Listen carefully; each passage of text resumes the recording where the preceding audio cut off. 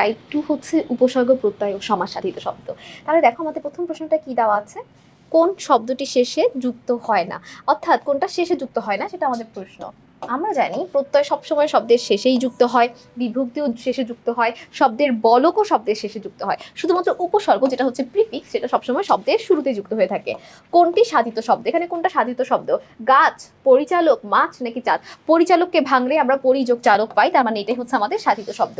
প্রকৃতি কত রকম হয়ে থাকে, আমরা জানি প্রকৃতি হচ্ছে দুই রকমের, একটা হচ্ছে নাম প্রকৃতি আর একটা ক্রিয়া প্রকৃতি।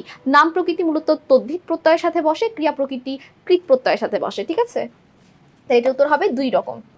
এরপর দেখো, শব্দ গঠনের উদ্দেশ্য শব্দ বা নাম প্রকৃতি বা এবং ক্রিয়া প্রকৃতির পরে যে শব্দাংশ যুক্ত হয় তাকে কি বলা হয়?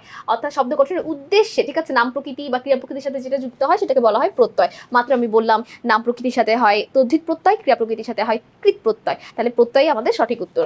হের এই দুয়ারে দাঁড়িয়াকে এই বাক্যে হের কোন ধাতু, অর্থাৎ আমাদের প্রত্যয় অংশ থেকে এসেছে, অজ্ঞাতমূল, বিদেশাগত, সাধিত নাকি সংযোগমূলক? এর উত্তরটা কি হবে? অজ্ঞাতমূলক, ঠিক আছে? তাহলে উত্তরটা হবে 18 ক।